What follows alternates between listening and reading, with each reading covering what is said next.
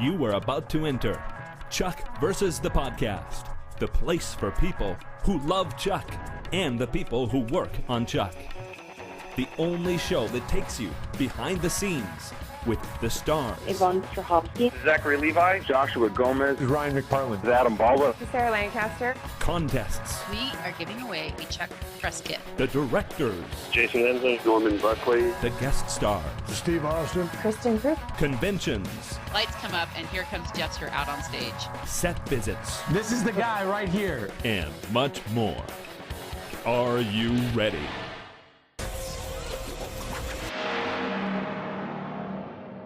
This is Gray. This is Mel. This is Liz. And we want to welcome you to Chuck versus the Podcast, episode 83 for Thursday, March 3rd, 2011. This week we have a special episode because we're going to talk about the ratings. Well, okay, we do that every week, but we're going to talk about them in an extended way this week with, dare I say, even a little bit of inside knowledge. And so I really think that you're going to love our discussion. And also, we have a great episode of Chuck to discuss. So let's get this news out of the way. Let's get right to the ratings. In the ratings news, what is, of course, not news is that, well, it is kind of news. Chuck versus the First Bank of Evil remained steady for the fifth week in a row at 1.7 in that famous adults 18 to 49 demo with 5.3 million very loyal viewers. Boy, I said it last week, take a lickin' and keep on ticking.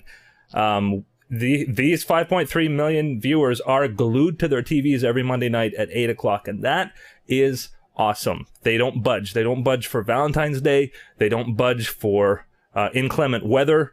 That's great.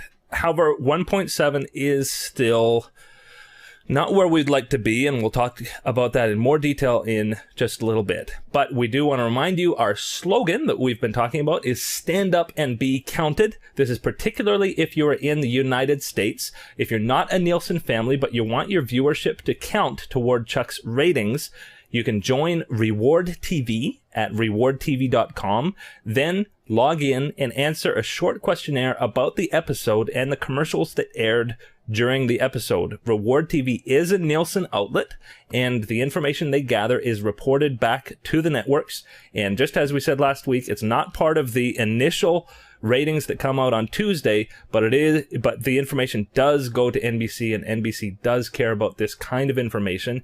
As well, they also care about the numbers at NBC.com and other online sources. Hulu.com is partially owned by NBC, I think.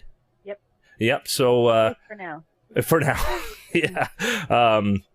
So all of those things do count. But we received an email just before our podcast recording last week. It didn't make into our recording last week, but it does fit with what we're talking about this week. I've been talking a lot, and I'm probably going to talk a lot later. Do one of you two guys want to take this email? I can do it. Sure. Cool. This is from Kat M. And she writes to say, last summer I went on a vacation out in LA. I learned something that I thought was interesting. One thing I was most anxious to do was take the Warner Brothers tour. I went on the deluxe tour, which is 5.5 hours long and a lot more expensive than the VIP tour, which is 2.5 hours. Unfortunately, we didn't see any of the cast. We really wanted to see the Bymore set, but they were filming there that day, so it wasn't available. We did, however, see the courtyard/apartment and the cage from the Bymore. Also, we got to actually go inside Steve Bartkowski's cabin, but it wasn't furnished. We saw Captain Awesome's statue when it was made, except missing the head. That would have been fun. Mm-hmm.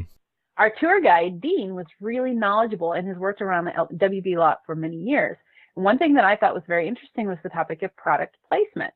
This is the reason I believe the Bymore is still around. I'm sure everyone is aware that the iPhone being practically a co-star on the show. And also, even though they aren't mentioned in the end credits, there are many other products that pay to be shown on the show. If Zach leans on something or actually handles a product, think the Tide to-go stick, the company pays extra. The majority of the products on the shelves of the store are empty boxes. Think of Adam or the Rowan Montgomery character stacking the room vacuum cleaners. Even the Chase ATM by the front door at the Bymore is product placement. So personally, if it keeps it on the show, it keeps the show on the air, go for it. Overall, Kat says, I feel the deluxe tour is worth the time and money. I made sure the tour guide knew which show I liked and even called the person in charge of filming locations for Chuck to try to get us in. Also, other things that are on the VIP tour, including a car museum with the Nerd Herder and costume museum with an entire floor of Harry Potter props and Zach's Nerd Herder uniform. That's actually in the regular tour as well. And she says, I hope you find this interesting. Thank you for writing in, Kat. It actually gives me the perfect opening to talk about something that I haven't really had the opportunity to discuss. I was informed at the end of last summer, when we found out that the Bymore was still going to be around, that was not a decision made by the showrunners. They were informed that they had to keep the Bymore. And this is why, because of product placement. They can fund a lot of the production costs of the show just from having the Bymore there. As Kat says, they can have somebody stacking a product, even if it's just in the background, but especially if it's a character that's actually saying some lines and is featured, they get a nice chunk of change for doing that. And that in turn makes the show profitable for Warner Brothers right now, which makes it easier for them to give NBC a discounted rate, a discounted licensing fee, and to keep it on the air. So that's one of the factors that goes into the decision to renew is the licensing fee. And if product placement helps Warner Brothers make enough money that they can offer NBC a lower licensing fee in hopes of making the money back in syndication, then there you go. Yeah. And this is new for me. I mean, we've been doing this podcast for a long time, and we've always known, like, about the subway when they hold the sub right up to the camera. Like, you say, well, obviously that's product placement. But I never realized the Chase bank machine, when they pick up a DVD off the shelf, I mean, it happens all the time. That company pays for that. Now, of course, if they pick up a Warner Brothers DVD, that's probably a different thing. But there are tons of products that they interact with that we don't really connect with, and every single one of them pays. Now, I don't know what that represents in ratings points, but just to translate it a little bit, Chuck is getting 1.7 every week. Say it's up against a show that's getting 1.9, but has none of this product placement stuff. Who knows? That 1.7 plus the product placement might actually equal more than that 1.9.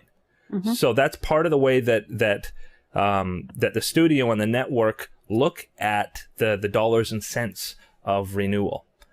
So that is one huge factor, and thanks so much for I think that extra special tour is what, $750? Yeah, it's expensive. Yeah, so I appreciate the fact that she went through that for us, for our benefit, so that we can learn about that very, very important factor with regards to renewal.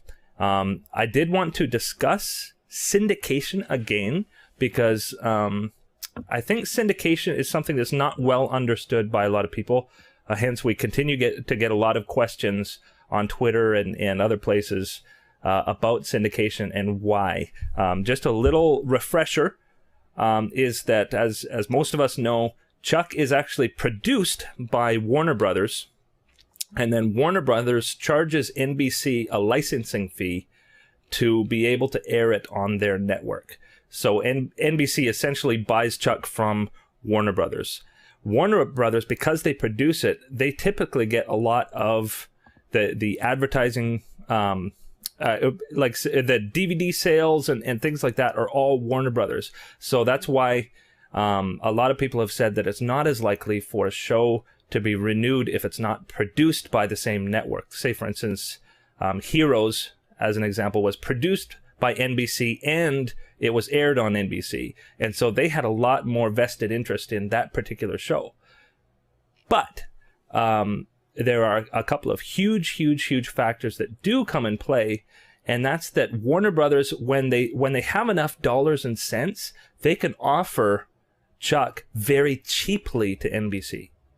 So with the one we just discussed is a great reason. If they're making a lot of money off of this product placement, then they can afford to offer it more cheaply to NBC.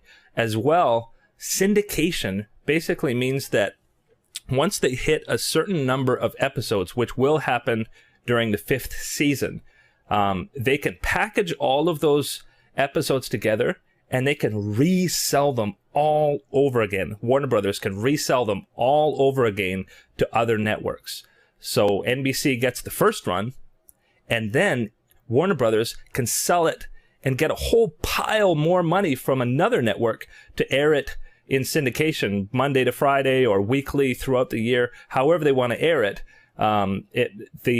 They're smaller networks, but they pay a lot of money. And so when Warner Brothers knows that just by producing a few more episodes, they can hit this point where they can bundle it all together and sell it again and get a whole pile more money, they can say to NBC, we're going to offer you, Chuck, for peanuts for season 5. Just put it on the air so that we can get it to that syndication point. And they got so much money coming that they can afford to do that. So syndication is a huge issue. What does that translate into ratings? Again, the 1.7 thing is another 2/10 of a rating, or is it 3/10 or 4/10? We don't know, but it's a big factor. And then another thing that we've talked about week after week is that it's about the pond. With Chuck having a 1.7, that doesn't look that great until you start to compare to Undercovers on NBC, which tanked and got canceled. You compare that to The Cape, which tanked and got canceled on the same night. Or actually, sorry, didn't get canceled yet, but we fully expect that. What's that?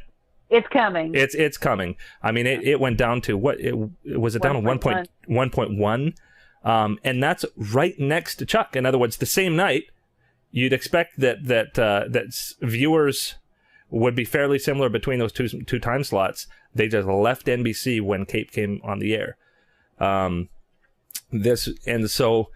the fact that it continues to remain at 1.7 despite Valentine's